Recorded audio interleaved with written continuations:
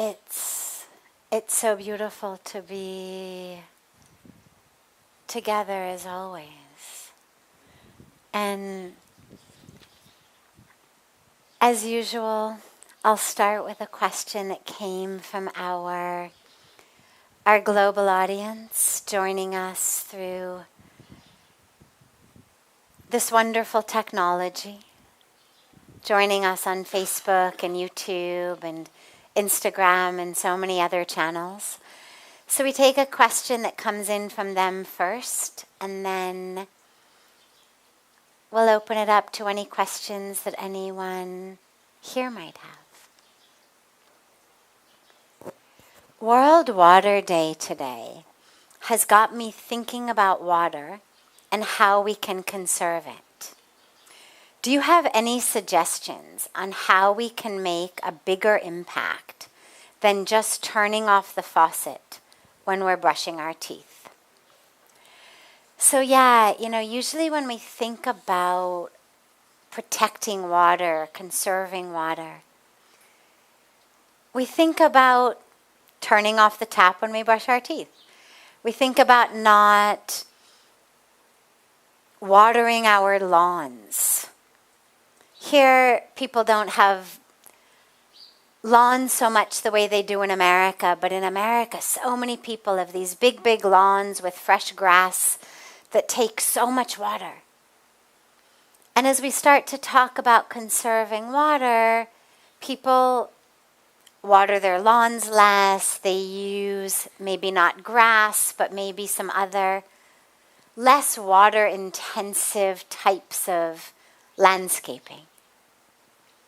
We install things in our shower, in our toilets, for low flow, so that as the water comes out of our shower, a little bit less water comes out at once. We don't need a full dam breaking pressure of water, like a river where the dam broke.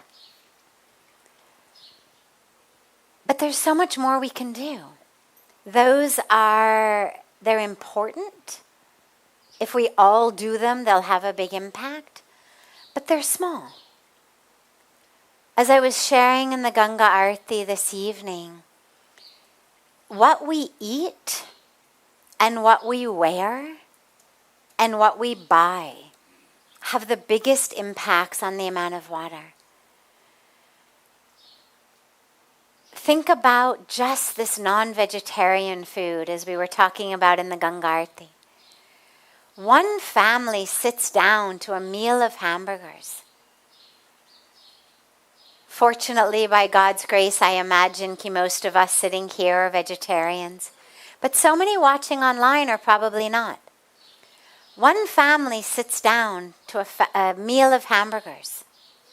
The same amount of water that goes into the production of that meat is the same amount that you would use in bathing for between 5 and 6 months. Up socho. Really? You would have to not bathe for 6 months if you wanted to balance the water that was just wasted in the meal of hamburgers you and your family had, or you and a couple of friends had. Chicken is about 1/3, so it's about 2 months worth of bathing. But are we prepared to not bathe for 2 months so we can sit together around chicken McNuggets or fried chicken? The meat industry is one of the single greatest contributors to the wasting of water on our planet. Another huge one is fashion. As I shared on the banks of Ganga, one pair of jeans. The production of one pair of jeans takes about 11,000 liters of water. Now remember that meal of hamburgers? That's about 10,000 liters. So one pair of jeans, again, is about 6 months worth of bathing. So every time you decide, oh, I should have a new pair, I already have 3, 4, 5 pairs, but some new brand has come out, some new style is there. The question is, are you prepared not to bathe for 6 months because of the water that went into that new pair of jeans? Or a new pair of leather shoes. It's about 8,000 liters. 8,000 liters for a pair of leather shoes. So many people go out to buy shoes and they come home with 2, 3, 4 pairs of shoes. That's more than a year's worth of bathing water. And then we keep buying and keep buying and keep buying. And that's just the amount of water wastage. That's not the pollution. The fashion industry is also one of the greatest polluters of water. Whether it's the dyes in the clothes, whether it's what the tanneries use on the leather, this is actually contributing to the pollution of the little bit of water we have left. So you think about how everything we buy is produced somewhere in a factory. And that factory produces waste. So even if it's not producing hamburgers or jeans or shoes, even let's say it's producing motorcycles or mobile phones, well, it's also producing a lot of waste. And that industrial waste gets dumped into our water, into the land, into our groundwater. Then it seeps into our rivers and streams. Everything we buy is contributing to the pollution of and the loss of our water. So the question to ask yourself before you buy anything is, kya main iske bina mar jaungi? If the answer is yes, then by all means buy it. If you need it to live, buy it.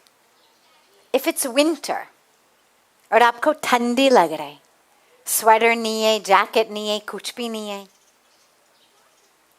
ठीक है, buy a jacket.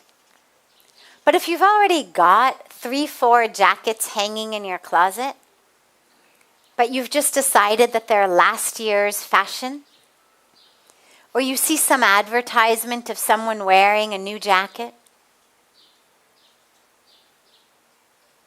speaking on a new model of mobile phone, driving a new model of motorcycle, whatever it may be. It's all being produced in a factory, and that factory is polluting our water. And our air, by the way, but today's water day, so we'll talk about water. But don't think it's only polluting the water, it's also polluting the air and our soil. So on Water Day, we really have this beautiful opportunity to change how we live, to be in alignment with Mother Earth. Do you really deserve to eat the water of 6 months of your baths when almost 1 billion people are living in water-scarce areas, where every second a child is dying due to lack of clean water? When more people are dying due to lack of clean water than all forms of violence combined? Do we have the right, kya ye apne adhikar hai, to take the water that is people's life and use it in fulfilling our desires or our ego through having the newest model, the latest model, the fanciest brand? Spirituality says no. Dharma says no. Yoga says no. There's no teaching of Dharma, of yoga, of spirituality that says, "Aapko jo bhi karna hai karo, marne do un logon ko." That's not spirituality. Let them die so I can eat, drink, wear, buy whatever I want. Spirituality says we are one. Whatever religion we look at it, whatever path we look, every religion, every teaching, every path, every tradition says, "Thou shalt not kill. Thou shalt not steal." Whether it's the 10 Commandments of the Judeo-Christian tradition, whether it's the Yam and Niyam of Patanjali's Yoga Sutras, whatever we're looking at for our principles and our tenets, everything tells us, don't steal, don't harm. But when we are eating non-veg, when we are shopping till we drop, we are stealing. We're stealing from those who are suffering from lack of water. We're also, by the way, stealing from those who are suffering hunger. But we'll talk about that a different day. But the meat industry is also one of the greatest contributors to world hunger. So it's not just about the animals. It's about people. It's about the planet. So whatever your religion is, or your way of life is, or your tradition is, we are called upon to be vegetarian, to shop less, to buy organic, to buy sustainable. You know, the amount of water that goes into the production of organic cotton. Because you can buy organic cotton. जो कपड़े हम पहनते हैं, cotton, you can buy regular or you can buy organic. Organic cotton uses about 90% less water than non-organic cotton. You can buy everything in organic cotton these days. I mean, even literally like bras and underwear. Organic cotton. Shirts, pants, obviously all of that we can get, but even our inner clothing, we can buy them in organic cotton. It's a little more expensive, but that's good because it also reminds us how many pairs do I really need, right? Organic cotton takes 90% less water. It also doesn't dump toxic chemicals, fertilizers, pesticides into our soil and then into our water, polluting the water we have left, giving farmers cancer, giving their children birth defects. Whatever you buy, you can buy it organic. Shampoo, conditioner, soap, kapre. Whatever you buy. You can buy it organic. You can buy it recycled. I know when I was young living in America, this is going back 35 years. Things have changed and progressed so much. But even 35 years ago, I was buying belts, cowboy boots. That was fashionable. The thing to wear those days was jeans with cowboy boots. Now, cowboy boots usually were made out of leather. But 35 years ago, I was already able to buy cowboy boots that were made out of recycled bottles. They took bottles, they took caps of bottles, they took old tires, and they turned them into boots that looked like leather, felt like leather, but it was recycled stuff. Now that I'm not a fashion person, I don't even know what new technology has arisen. But I know that whatever you buy, you can buy it organic, you can buy it fair trade, you can buy it sustainable. You just have to be conscious. And what that means then is that our mealtime our shopping time becomes an opportunity to be conscious, mindful, which ultimately is what our whole spiritual practice is about. So it means even eating gets to be a spiritual practice. Even shopping is a spiritual practice. Getting dressed is a spiritual practice. Shampooing your hair is a spiritual practice. If we are choosing consciously, dharmically, yogically, then every minute becomes a possibility for yoga. So why not? Right? We all complain, I don't have enough time to meditate. I don't have enough time to do yoga. Well, turn your meals into yoga. Turn your shopping trips into yoga. Turn them into spiritual practice.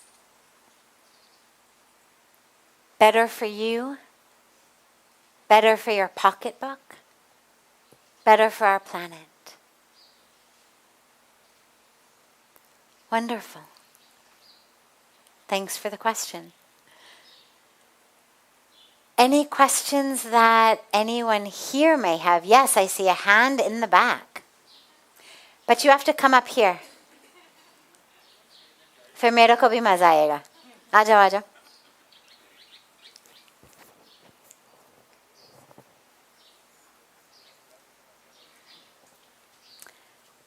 And she's walking down the aisle. Yes. Okay.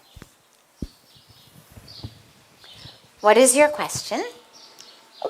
Why is a cow the national animal? Why is the cow?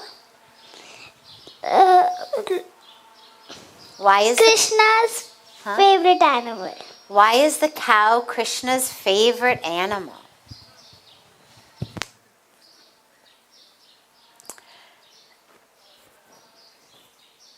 So, if it's okay, can I expand your question a little bit even? Because what I would say is the cow is Krishna's favorite animal, but it's also the favorite animal of so many people in India. So do you think it would be okay if we talked about Krishna and everybody? Is that okay? Okay. So, in our Sanatan Dharma in Hinduism, the cow is seen as holy. Now, there's a lot of reasons for that. We speak about Kamdenu, the giving cow that just divinely provides everything, whatever is needed. Like the wish-fulfilling cow. She gives us everything. But the cow is also the one who gives us so much of what we need to live. So we get milk. And you know, for me, I only drink milk here in the ashram. I don't drink milk anywhere else because a lot of places, most places sadly, they are very, very mean to cows. And they chain them up and they hurt them and they inject them full of all kinds of chemicals and steroids. And they don't let their babies drink the milk. They ship the babies off and they become veal or hamburgers. And so in most parts of the world, I wouldn't say that milk is something good for us. But here at the ashram and at other ashrams, where the cows are treated like members of the family, we love them. They eat our food also. And we grow special food for them also. That's all organic, all natural. And when the cows have babies, the babies drink all the milk. They live with their moms. And the little bit that's left after the babies drink, we get it. when we use that type of milk, it's very good for us. Nourishes us, nurtures us. But the cow also gives us urine, what we call gomutra. Now, gomutra, the cow's urine, is an antiseptic, a great antiseptic. Maybe you won't believe this, but people actually drink cow urine. Can you believe that? Cow pee. They drink it. Yeah, that was kind of what I thought when I first heard about it. But even though I've never been able to drink it, we use it in cleaning. It's a wonderful, organic, natural antiseptic. So you can use it on countertops, on floors, anywhere that you would use chemical cleaner. You can use cow urine. Now, cows also give us gober. They poop. Yeah, I know it may sound yucky, but it's good. Otherwise, their stomachs become bad. Like if you don't poop, your stomach becomes bad. So it's okay that they poop. But then that poop becomes what we can use in so many places. We use it in our yagna ceremony. Instead of wood, we save the trees. We burn cow patties instead. You know, this that you're sitting on right here, this is cow poop. It's what we call gober. What do you think about that? See, it's so nice. And in the summertime, it stays really cool. In the winter, it stays warm. Keeps the mosquitoes away. So the cow gives us so much. It's also, cow poop is also great in our fields. It's a very, very good organic fertilizer. So we don't have to use any kind of chemicals or toxins. You take the cow poop, you mix it with neem leaves, and it's wonderful in our fields. But after giving so much, what does the cow ask from us? Not much at all. Just to be nice to her, to love her, not to hurt her, not to kill her, not to tie her up, not to take her babies away, not to inject her with things.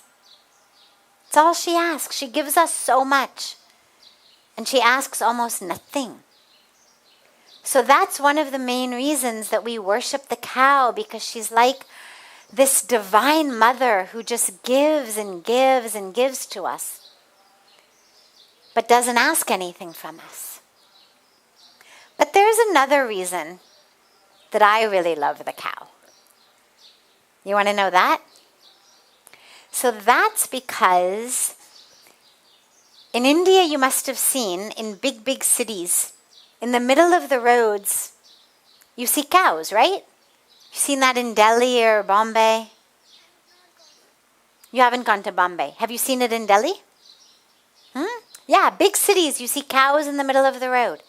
Now, in the middle of traffic, honking horns, so much traffic, the cow is very calm, right? Have you ever seen the cow having a fit? Screaming, yelling? They're always very calm, no? Lying there like they're sleeping, but they're not sleeping. And it's such a beautiful teaching for us, because the cows are actually really smart creatures. They're very intelligent. And in the middle of all of that chaos, the cow is able to be calm. And it's a beautiful teaching for us of how in our lives we can learn to be peaceful and calm, even in the midst of chaos. So I think when Krishna lived, there probably wasn't so much traffic or honking horns. But he loved the cows because the cows give and give and give so much. And they're so beautiful and so caring and so sharing. I mean, what other creature gives everything it produces as a benefit to others? Only the cow. So I think that's why Bhagwan Krishna loved the cow so much. But I also love the cow because every time I see the cow in the middle of the road, being very calm and peaceful, I think, you know what? If she can do it, I can do it. Right? If the cow can be calm, why can't I be calm? I don't have to sit in the middle of a road with cars that are going to run me over. If she can be peaceful, I can be peaceful. So that's the inspiration that I take from the cow. What do you think? Good? Okay. Any other questions? Yes. Holy Mother Pranam. At the outset, I would like to say that the water pollution and water conservation, both the issues are simultaneous issues. As far as the water pollution is concerned, I'll start from Holy Ganga. The Ganga river and one river is Georgia. They used to take they don't take medicine. In place of medicine, they used to take water for their disease and all. Yes. And in Same with Ganga. our Holy Ganga is having lot of rare minerals along with the common minerals. Biological oxygen demand is also very high, and it is having bacteriophage. Bacteriophage is a virus, is a bacteria which eats lot of bacteria, and it is very curable. Yes. So, as you sensitize everybody early in the morning also, I am concerned that when the Ganga is moving onwards, it's a matter of concern because it's not as pure as it is here when we are moving to Kanpur or like that. And the scientific surveys also have been taken. It is having lot of contamination. Yes. And when we are taking a holy day, it is not in fact a holy day. Well, there's two different parts there. And he's raised actually a very important and also a very deep issue that you may not even realize you've raised. First, let's talk about the aspect of pollution and contamination. But then I want to talk about this issue of the holy dip that, as you said, may not actually be a holy dip. So, yes, Ganga gets very, very polluted and contaminated as she heads out to Ganga Sagar. The more eastward she goes, the more polluted she gets. A lot of work is being done on this.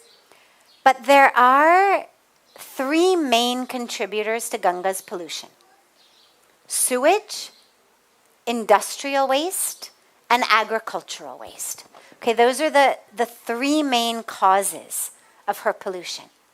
Sewage, this is where all of the rules are in place. Everything is being done in municipalities to make sure that sewage is being treated before it enters Ganga. That's something that we can work with our municipalities on to make sure that all of the sewage is being treated. However, industrial waste and agricultural waste are areas where each of us has a very powerful role to play. I'll give you just one example. The tanneries that line the banks of Ganga, you mentioned Kanpur, along that whole stretch, the tanneries lining the banks of Ganga are one of the most major contributors to the pollution. It is toxic chemicals that they are dumping into Ganga. So now you've got everybody saying, Ganga should be clean, Ganga should be clean, Ganga should be clean. Those same people are buying leather car seats, leather shoes, leather handbags, leather belts. Now, when you have a supply and demand mechanism of commerce, of economy, whatever there's demand for, there will be supply. if we are continuing to demand cheap leather goods, these tanneries will keep producing cheap leather. In order for it to be cheap, they cut corners. They dump their waste in Ganga. If every single person who ever held a picket sign for Ganga to be clean, ever went to a rally, an unshan, a demonstration, an event for clean Ganga, ever liked or shared or posted a post about clean Ganga online, अगर वो सारे लोग ऐसे वचन लेते हैं कि हम कोई भी leather product नहीं खरीद लेंगे, their dollars and rupees would go a lot farther than their picket signs. Because then actually, when the demand becomes much less, then A, the supply is less, and B, the companies then have to figure out what to do. If we put a demand in place that says we will only buy Ganga safe products, चाहे mobile phone हो, चाहे motorcycle हो, चाहे कपड़े हो, चाहे leather हो, जो भी हो, anything produced in a factory, an industry, a tannery on the banks of Ganga, जब तक उनका गंगा safe certification नहीं मिलेगा, हम उनसे नहीं खरीद लेंगे.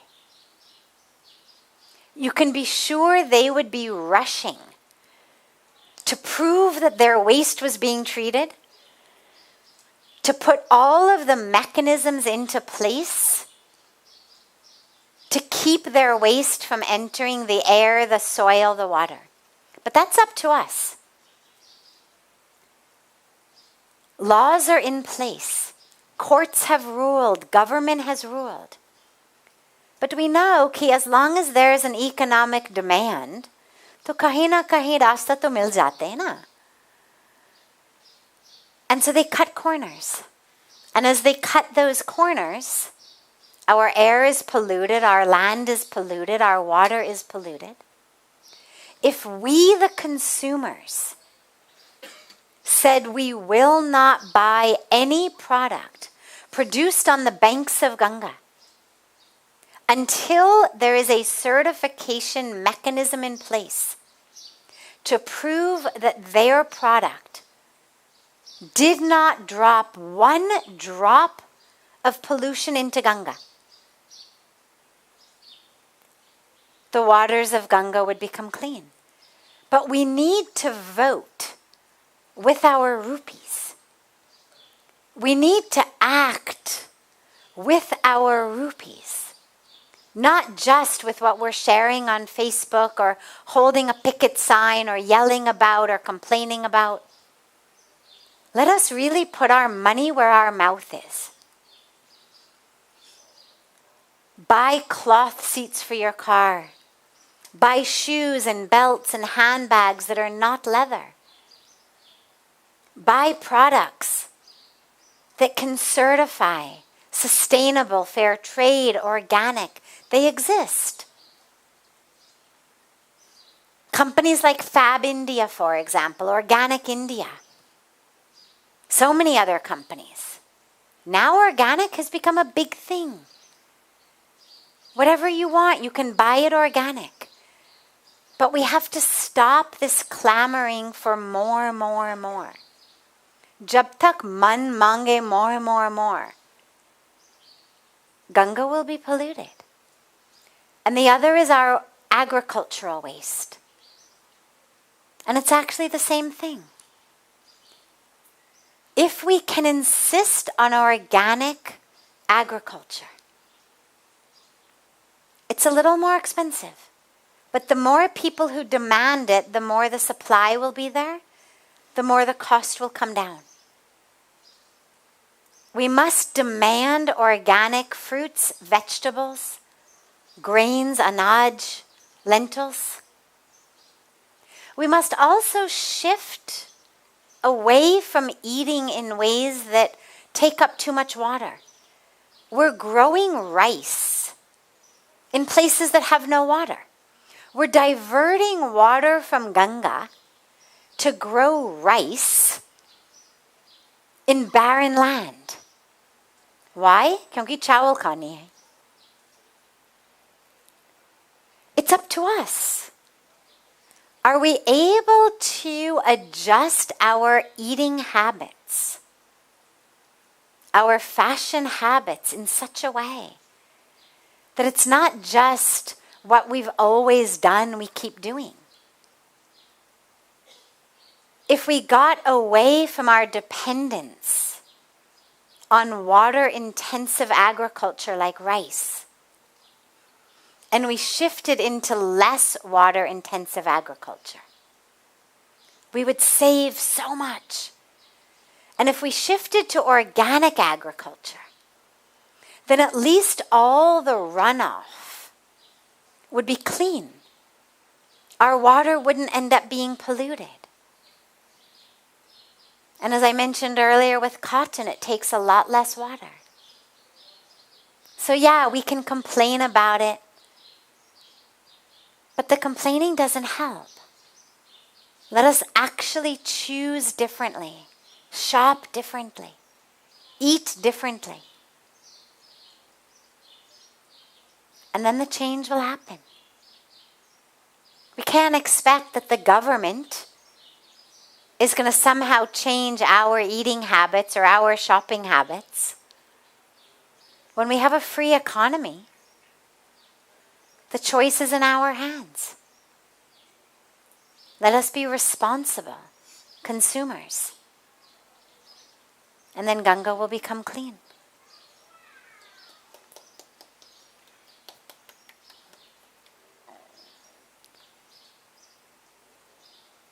So we'll end there tonight. I think that's a lot of, shall we say, food for thought. Can we take yours tomorrow? Kal aapki question se shuru karenge. Beautiful. Have a beautiful rest of your evening. A beautiful day for our family joining us online. And grab this opportunity to live consciously. You'll feel better, and you'll leave a healthy planet for our future. And you'll get to practice spirituality and yoga every minute of the day. So it's a win-win-win situation.